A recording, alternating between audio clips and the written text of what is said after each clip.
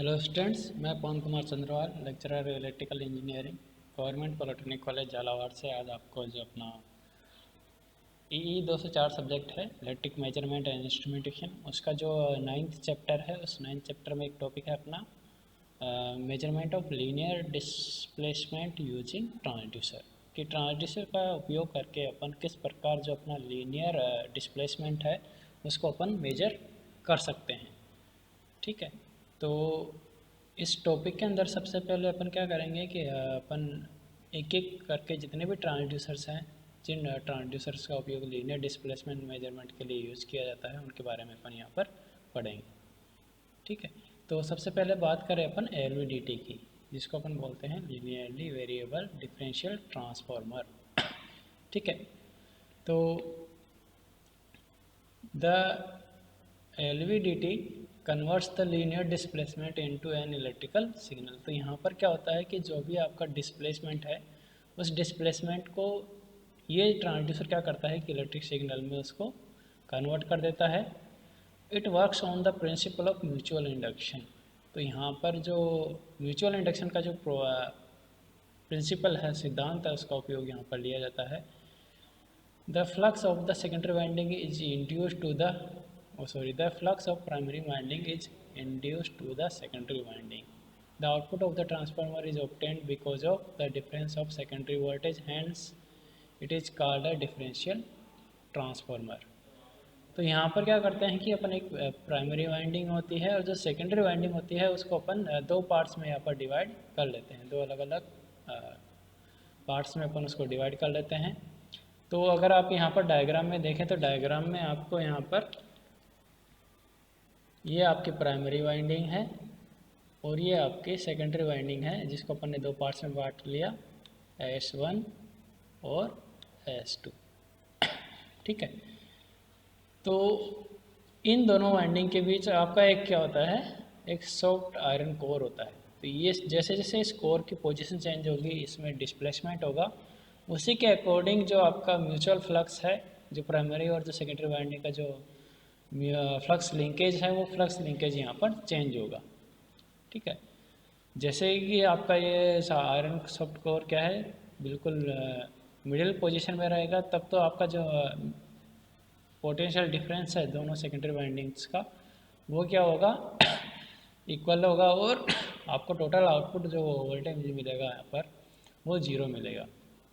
लेकिन यदि यह जो डिस्प्लेसमेंट है इस आयरन कोर का ये अनइक्वल है, तो क्या होगा कि आपका किसी एक वाइंडिंग से जो फ्लक्स लिंकेज है वो ज़्यादा हो रहा होगा और दूसरी जो वाइंडिंग है उससे कम हो रहा होगा। तो यहाँ पर फिर आपका जो पोटेंशियल डिफरेंस है वो कुछ ना कुछ आपको यहाँ पर मिलेगा। तो उस पोटेंशियल डिफरेंस के आधार पर फिर अपन यहाँ पर डिस्प्लेसमेंट को कैलकुलेट कर लेते हैं, यहाँ डिस्प्लेसमेंट के रूप में उसको कैलिब्रेट यहाँ पर कर लेते हैं। ठीक है, the LVDT works on the mutual induction principal. The current is applied to the primary winding which produce the magnetic field and this field induce the current in the secondary winding. तो जैसे transformer में होता है, same principle यहाँ पर होगा कि आप क्या करेंगे, प्राइमरी वाइंडिंग को यहाँ पर एक्साइट करेंगे, उसमें एक्साइटेशन देंगे, उसमें करंट फ्लो कराएंगे, जिसके कारण प्राइमरी वाइंडिंग का क्या है, मैग्नेटिक फील्ड प्रोड्यूस होगा और वो जो मैग्नेटिक फील्ड है वो फिर आपका सेकेंडरी जो वाइंडिंग है उसमें उससे लिंक करेगा और उसके अक्रॉस फिर आपका यहाँ पर वोल्टेज जनरेट होगा और फिर सेकेंडरी सर्किट में आपका करंट फ्लो होगा। ठीक है, तो इन दोनों वाइंडिंग्स के बीच क्या है, अपन ने एक आयरन कोर यहाँ पर ले लिया है। तो ये जो आयरन कोर है, इस आयरन कोर में यदि डिस्प्लेसमेंट होता है तो उसके अकॉर्डिंग फिर अपन को टोटल सेकेंडरी वोल्टेज यहाँ पर अपन को मिलेगा।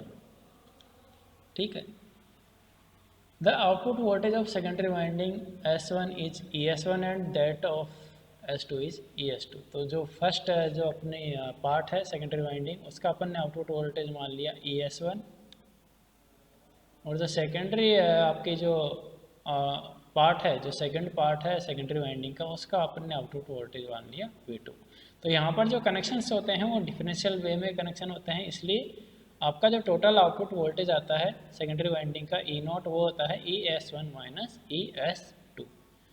तो ये आपका टोटल आउटपुट वोल्टेज है सेकेंडरी वाइंडिंग का ES1 माइनस ES2। अब यदि ये जो कोर है आपकी आयरन कोर, ये बिल्कुल एकदम बीचों बीच है, इस प्रकार से यहाँ पर रखी हुई है कि जो दोनों फ्लक्स लिंकेज हो रहे हैं आपके प्राइमरी वाइंडिंग का सेकेंडरी वाइंडिंग से, दोनों पार्ट्स में इक्वल है। आगे यदि तो क्या होगा, आपका ES1 इक्वल टू ES2 होगा, और उस केस में फिर आपका जो टोटल सेकेंडरी वोल्टेज है, आउटपुट वोल्टेज, वो क्या आएगा, 0 आएगा। लेकिन यदि इस कोर में डिस्प्लेसमेंट होता है, सपोज कीजिए कि आपका कोर में डिस्प्लेसमेंट हुआ लेफ्ट हैंड साइड, तो फिर क्या होगा कि आपका जो ES1 से फ्लक्स लिंक ज़्यादा करेगा और ES2 से फ्लक्स लिंकेज आपका क्या होगा, कम होगा। ठीक है, तो उस केस में आपका कुछ ना कुछ आपको वहाँ पर आउटपुट वोल्टेज मिलेगा, और उस वोल्टेज के आधार पर ही फिर अपन इस जो कोर है इसमें डिस्प्लेसमेंट को अपन यहाँ पर ज्ञात कर सकते हैं। The output voltage of secondary winding is equal when the core is in the normal position. जैसे आपका यहाँ पर क्या है, कोर नॉर्मल पोजीशन में, इसलिए दोनों जो पार्ट्स हैं आपके सेकेंडरी वाइंडिंग के, उनका जो वोल्टेज है वो क्या है, सेम है। इसलिए जो आपका LVDT यहाँ पर क्या है, नल पोजीशन में है, यहाँ पर आपको कोई भी आउटपुट नहीं मिलेगा। लेकिन जैसे ही आपका the change in output voltage is directly proportional to the displacement of core, any displacement will increase the flux of one secondary winding, on the other hand reduce the other one.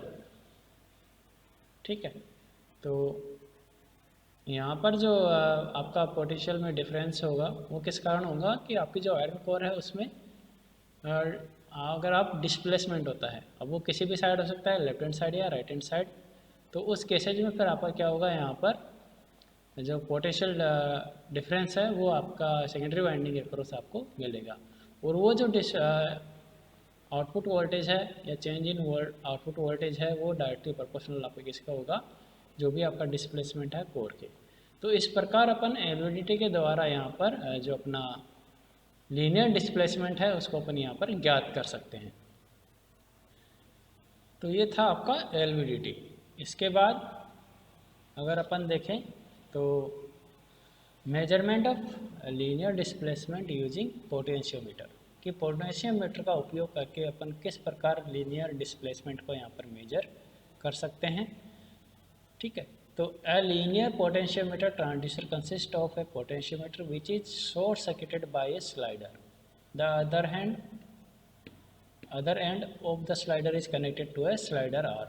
तो यहाँ पर जो क्या होता है, अपना एक slider होता है, अगर आपने पोटेंशियोमीटर पढ़ा हो, जो आपका डिटेल में पढ़ा होगा आपने चैप्टर नंबर 8 में। ठीक है, तो वो जो स्लाइडर है, जैसे जैसे उस स्लाइडर का जो कॉन्टेक्ट है उसमें परिवर्तन होता है, उसी के अकॉर्डिंग आपका यहाँ पर जो रेजिस्टेंस है, वायर का जो रेजिस्टेंस है, आप स्लाइड वायर यहाँ पर जो यूज़ करते हो उसका रेजिस्टेंस भी यहाँ पर चेंज होता है। तो उस चेंज इन रेजिस्टेंस को अपन यहाँ पर मेजर करते हैं, और फिर उस रेजिस्टेंस में जो परिवर्तन हुआ, जो चेंज हुआ, उसके आधार पर फिर अपन डिस्प्लेसमेंट यहाँ पर निकाल लेते हैं। The force summing device on the slider arm causes linear displacement the slider causing the short circuit of a certain certain portion of the resistance in the potentiometer। तो जैसे ही आप उस स्लाइडर में डिस्प्लेसमेंट होगा, उसी के अकॉर्डिंग जो आपका शॉर्ट सर्किट पॉइंट है स्लाइडर के ऊपर, वो वहाँ पर चेंज होगा, और उसी के अकॉर्डिंग आपका जो पोटेंशियोमीटर है उसका रेजिस्टेंस भी वहाँ पर चेंज होगा, परिवर्तित होगा। Let the whole resistance position of the potentiometer be ABC। तो अगर आप यहाँ पर डायग्राम देखें, तो इस डायग्राम में अगर आप देखें तो ये जो पूरा पोर्शन है ये ABC, इसका रेजिस्टेंस क्या है आपके पास, R है। ठीक है, तो the whole resistance position of the potentiometer be ABC, let the resistance position caused by the slider movement be BC। तो यहाँ पर अपन ने क्या किया, जैसे ही आपका स्लाइडर का मूवमेंट हुआ, मान लीजिए आपका जो स्लाइडर है ये कहाँ पर है, B पोर्शन पे यहाँ पर आपका आ गया है स्लाइडर, ये आपका स्लाइडर है,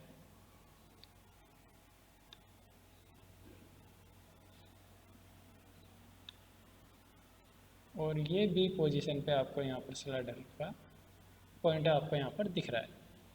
ठीक है, as the movement of slider moves further to the right the amount of resistance increases. तो जैसे से वो स्लाइडर आपका राइट हैंड साइड में मूव करेगा वैसे वैसे आपका जो सर्किट में जो इंक्लूडेड रेजिस्टेंस है उसका अमाउंट भी क्या होगा, बढ़ता जाएगा। This increase in resistance value can be noted according to the corresponding change in linear displacement of the slider. तो जैसे जैसे आपका स्लाइडर का लीनियर डिस्प्लेसमेंट चेंज होगा उसी के अकॉर्डिंग यहाँ पर रेजिस्टेंस की वैल्यू भी क्या होगी, चेंज होगी। The change in resistance can be calculated with the help of Wheatstone bridge. तो यहाँ पर जो रेजिस्टेंस में जो परिवर्तन हुआ डिस्प्लेसमेंट के कारण उसको अपन व्हीटस्टोन ब्रिज की सहायता से क्या कर सकते हैं, मेजर कर सकते हैं। क्या होगा कि वहाँ पर जो एक आर्म है वो आपके पोटेंशियोमीटर से कनेक्टेड होगी। तो जैसे ही आपको अगर उस स्लाइडर या वाइपर है उसमें मूवमेंट होगा, डिस्प्लेसमेंट होगा, तो उस डिस्प्लेसमेंट के अकॉर्डिंग उस पोटेंशियोमीटर का आपका यहाँ पर रेजिस्टेंस चेंज हो जाएगा और उस रेजिस्टेंस को फिर अपन जो व्हीटस्टोन ब्रिज है उसको बैलेंस करके अपन वहाँ पर फाइंड आउट कर सकते हैं। Another easy method that then calculating the resistance with the help of bridge connection is to connect a constant current source in the series with potentiometer. Thus a voltage will be developed. This voltage can be measured, hence the resistance R is equal to V upon I. दूसरा तरीका क्या है कि आप यहाँ पर क्या करें, जो आपका पोटेंशियोमीटर है उसमें एक पावर सप्लाई कनेक्ट कर दें। तो उस पावर सप्लाई के कारण क्या होगा, उस जो आपका पोटेंशियोमीटर का जो रेजिस्टेंस है उसके द्वारा आपका एक करंट फ्लो होगा और उस करंट फ्लो होने के कारण जो रेजिस्टेंस आपका वहाँ पर पोटेंशियोमीटर का है उसके अक्रॉस एक वोल्टेज डेवलप होगा। तो अपन उस वोल्टेज को क्या कर लेंगे, मेजर कर लेंगे, साथ ही साथ उस करंट को भी मेजर कर लेंगे कि जो कि आपके उस पोटेंशियोमीटर के द्वारा वहाँ पर प्रवाहित हो रही है।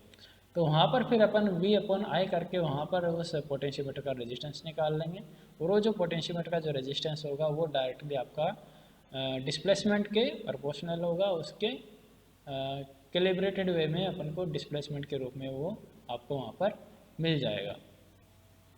ठीक है, तो ये तो था आपका कि पोटेंशियोमीटर के द्वारा अपन किस प्रकार लीनियर डिस्प्लेसमेंट का मेजरमेंट कर सकते हैं। इसके बाद थर्ड जो अपना ट्रांसड्यूसर है वो है कैपेसिटिव ट्रांसड्यूसर। कैपेसिटिव ट्रांसड्यूसर का यूज़ करके भी अपन लीनियर डिस्प्लेसमेंट को मेजर कर सकते हैं। तो जो आपका कैपेसिटिव ट्रांसड्यूसर है वो यूज होता है जनरली डिस्प्लेसमेंट, प्रेशर और भी जो विभिन्न प्रकार की जो फिजिकल क्वांटिटीज होती हैं उनके मेजरमेंट के लिए। तो अपन तो यहाँ पर लीनियर डिस्प्लेसमेंट के बारे में बात कर रहे हैं, इसलिए कैपेसिटिव ट्रांसड्यूसर को लीनियर डिस्प्लेसमेंट के मेजरमेंट के लिए भी यूज में लिया जाता है। It is a passive transducer that means it requires external power supply for operation. तो चूँकि ये क्या है आपका पैसिव ट्रांसड्यूसर है, इसीलिए आपको यहाँ पर एक एक्सटर्नल पावर सप्लाई की आवश्यकता होती है इस ट्रांसड्यूसर के ऑपरेशन के लिए। The capacitive transducer works on the principle of variable capacitances. तो ये आपका जो वेरिएबल कैपेसिटेंस का जो प्रिंसिपल है उसके आधार पर ये जो कैपेसिटिव ट्रांसड्यूसर है ये आपका काम करता है। The capacitance of the capacitive transducer changes because of the many reason like overlapping of plates, change in distance between the plates and dielectric constant. तो यहाँ पर जो आपका कैपेसिटेंस चेंज हो सकता है वो तीन तरीके से हो सकता है। या तो आप जो ओवरलैपिंग एरिया है प्लेट्स का उसमें चेंज कर दें, दोनों प्लेट्स के बीच की दूरी को चेंज कर दें, या डाइलेक्ट्रिक कांस्टेंट जो कि दोनों प्लेट्स के बीच में जो मीडियम है उसका जो डाइलेक्ट्रिक कांस्टेंट है उसको आप चेंज कर दें।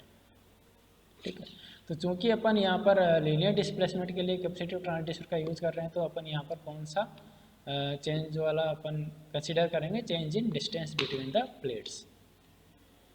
तो a transducer using the change in area of plates, so the equations below shows that the capacitance is directly proportional to the area of plates. The capacitance changes corresponding with the change in position of plates. तो जैसे ही आपका किसी एक plates में change होगा, movement होगा, तो आपका वहाँ पर जो एरिया है करस्पॉन्डिंग एरिया वो भी क्या होगा, वहाँ पर चेंज होगा। साथ ही साथ आपकी जो डिस्टेंस है दोनों प्लेट्स के बीच की दूरी वो भी क्या होगी, वहाँ पर चेंज होगी। तो उसी के अकॉर्डिंग आपका यहाँ पर क्या होगा, कैपेसिटेंस में परिवर्तन होगा और उस कैपेसिटेंस में परिवर्तन को अपन यहाँ पर मेजर कर लेंगे और फिर आपका जो यहाँ पर ये जो कैपेसिटिव ट्रांसड्यूसर है वो डायरेक्टली आपको डिस्प्लेसमेंट के रूप में यहाँ पर आपको रीडिंग देगा, क्योंकि जैसे ही आपका प्लेट्स के बीच का डिस्टेंस चेंज हो रही है, उसका जो करस्पॉन्डिंग एरिया है वो चेंज हो रहा है, उसी के अकॉर्डिंग आपका यहाँ पर कैपेसिटेंस में चेंज होगा। और उस कैपेसिटेंस को डायरेक्टली चेंज में जो कैपेसिटेंस में जो परिवर्तन हुआ उसको डायरेक्टली आपको डिस्प्लेसमेंट के रूप में कैपेसिटिव ट्रांसड्यूसर क्या दे देगा, आपको रीडिंग वहाँ पर दे देगा। The area of capacitive transistor changes linearly with the capacitance and displacement. The capacitance of the parallel plates is given as epsilon A upon D, जहाँ पर A क्या है आपका एरिया है और D क्या है डिस्टेंस है और एप्सिलॉन क्या है आपका जो भी मीडियम है उसके परमिटिविटी है। Where x the length of overlapping parts of plates, w the width of overlapping parts of plates। ठीक है, तो जो ओवरलैपिंग है वो आपके वहाँ पर चेंज होगी अकॉर्डिंग टू डिस्प्लेसमेंट, और उसी के आधार पर फिर आपका यहाँ पर क्या होगा, कैपेसिटेंस चेंज होगा। The sensitivity of the displacement is constant and therefore it gives the linear relation between the capacitance and displacement. तो अगर यहाँ पर देखें तो जो आपका जो कैपेसिटेंस है वो डायरेक्टली प्रोपोर्शनल किसके है, एक्स के है, और एक्स क्या है आपका length of overlapping parts of plates. तो जैसे ही आपको प्लेट्स में मूवमेंट होगा, ओवरलैपिंग जो पार्ट्स है प्लेट्स के उसमें भी वहाँ पर परिवर्तन होगा, और जो कैपेसिटेंस है फिर आपको डायरेक्टली वो डिस्प्लेसमेंट के रूप में वो क्या करेगा, आपको यहाँ पर रीडिंग देगा। तो इस प्रकार अपन जो कैपेसिटिव ट्रांसड्यूसर है उससे यहाँ पर लीनियर डिस्प्लेसमेंट का मेजरमेंट यहाँ पर अपन कर सकते हैं। इसके बाद जो चौथा ट्रांसड्यूसर है जिसके द्वारा अपन लीनियर डिस्प्लेसमेंट को मेजर कर सकते हैं वो है हॉल इफेक्ट ट्रांसड्यूसर। तो हॉल इफेक्ट ट्रांसड्यूसर क्या करता है कि ये जो आपका मैग्नेटिक फील्ड में जो परिवर्तन होता है उसको एक ईएमएफ में वो कन्वर्ट कर देता है, और उस ईएमएफ के आधार पर फिर अपन वहाँ पर जो डिस्प्लेसमेंट है उसको यहाँ पर मेजर कर लेते हैं। The Hall effect element is a type of transducer used for measuring the magnetic field by converting it into an EMF. The direct measurement of the magnetic field is not possible, thus the Hall effect transducer is used। तो जो magnetic field है उसका direct measurement यहाँ पर possible नहीं होता, इसलिए अपन hall effect transducer का यहाँ पर यूज़ करते हैं। The transducer converts the magnetic field into an electrical quantity which is easily measured by the analog और डिजिटल मीटर्स। तो जो भी वो मैग्नेटिक फील्ड आपका है उसको ये इलेक्ट्रिकल क्वांटिटी में कन्वर्ट कर देता है, और उस इलेक्ट्रिकल क्वांटिटी को फिर अपन किसी भी एनालॉग या डिजिटल मीटर्स के द्वारा अपन क्या कर लेते हैं, मेजर कर लेते हैं, नाप लेते हैं। When the magnetic field is applied to the strip, the output voltage develops across the output. The developed voltage is directly proportional to the strength of material। तो ये आपका एक हॉल स्ट्रिप है। तो आप क्या करेंगे कि जैसे ही यहाँ पर मैग्नेटिक फील्ड अप्लाई करेंगे तो आपका जो टर्मिनल 3 और 4 है वहाँ पर आपका एक इंड्यूस ईएमएफ वहाँ पर जनरेट हो जाएगा, और उस वोल्टेज के जो मान होगा वो क्या होगा, E H equal to K H I B upon T. ठीक है, तो जहाँ पर आप आई का आपका क्या करंट है, बी क्या है आपके मैग्नेटिक फील्ड फ्लक्स है का डेंसिटी है, और टी क्या है आपकी थिकनेस ऑफ स्ट्रिप। ठीक है, तो the Hall effect element measures the displacement of structural element. जो हॉल इफेक्ट ट्रांसड्यूसर है वो आपका स्ट्रक्चरल जो डिस्प्लेसमेंट होता है उसको भी मेजर करता है। For example consider the ferromagnetic structure which has an permanent magnet. आपको यहाँ पर अगर डायग्राम में देखें तो यहाँ पर अपन एक अरेंजमेंट दिखाया गया है कि किस प्रकार अपन हॉल इफेक्ट ट्रांसड्यूसर का उपयोग करके यहाँ पर डिस्प्लेसमेंट का मेजरमेंट कर सकते हैं। ठीक है, तो ये आपका हॉल इफेक्ट एलिमेंट है, ये परमानेंट गैप है आपका, ये जो आपको गैप दिख रहा है यहाँ पर,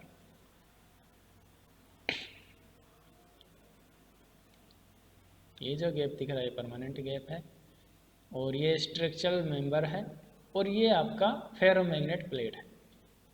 ठीक है, तो जैसे ही इस फेरोमैग्नेट प्लेट में आपका क्या होगा, डिस्प्लेसमेंट होगा, तो उसी के अकॉर्डिंग यहाँ पर आपका जो मैग्नेटिक फील्ड है इस गैप में वो भी यहाँ पर आपका चेंज होगा। The Hall effect transducer placed between the poles of permanent magnet. The magnetic field strength across the Hall effect element changes by changing the position of ferromagnetic field. तो इस फेरोमैग्नेटिक प्लेट के कारण क्या होगा कि ये जो आपका ये जो स्ट्रक्चर है ये क्या है, एज ए पोल यहाँ पर काम कर रहे हैं परमानेंट मैग्नेट के रूप में। ठीक है, तो जैसे ही आप इस फेरोमैग्नेट की पोजीशन चेंज करेंगे, इसमें डिस्प्लेसमेंट होगा, तो ये जो आपके परमानेंट पोल्स हैं इनकी जो स्ट्रेंथ है, इनके द्वारा जो मैग्नेटिक फील्ड प्रोड्यूस हो रहा है उसकी जो स्ट्रेंथ है वो भी क्या होगी, चेंज होगी। तो उस मैग्नेटिक फील्ड में जो चेंज हो रहा है उसको ये जो आपका हॉल इफेक्ट एलिमेंट है ये क्या कर लेगा, सेंस कर लेगा, और सेंस करके फिर आपको वो एक इलेक्ट्रिकल क्वांटिटी के रूप में आपको वोल्टेज के रूप में आपको वहाँ पर आउटपुट देगा। और वो जो आउटपुट है वो आपका डायरेक्टली डिस्प्लेसमेंट के रूप में कैलिब्रेटेड होगा, किसके, जो आपका फेरोमैग्नेटिक प्लेट है उसके। तो फेरोमैग्नेटिक प्लेट में आपका क्या है, यहाँ पर डिस्प्लेसमेंट हुआ, उसी के अकॉर्डिंग यहाँ पर आपका जो परमानेंट मैग्नेट हैं उनके द्वारा जो मैग्नेटिक फील्ड यहाँ पर जनरेट हो रहा है उसकी जो स्ट्रेंथ है उसमें परिवर्तन हुआ, और उसको फिर आपका जो हॉल इफेक्ट एलिमेंट है उसने सेंस कर लिया, उसने उसको सेंस करके और आपको फिर एक इलेक्ट्रिकल क्वांटिटी के रूप में आउटपुट आपको दिया। तो वो जो आउटपुट आपको मिला वो उस आउटपुट के आधार पर फिर अपन यहाँ पर जो फेरोमैग्नेटिक प्लेट है उसमें डिस्प्लेसमेंट है उसको अपन यहाँ पर कैलिब्रेट कर सकते हैं। ठीक है, तो ये थे आपके कि जो लीनियर डिस्प्लेसमेंट को अपन ट्रांसड्यूसर से किस प्रकार मेजर कर सकते हैं। तो अपन ने 4 प्रकार के ट्रांसड्यूसर यहाँ पर पढ़े, LVDT, आपका hall effect transducer, potentiometer transducer, और फोर्थ कौन सा था अपना, कैपेसिटिव ट्रांसड्यूसर।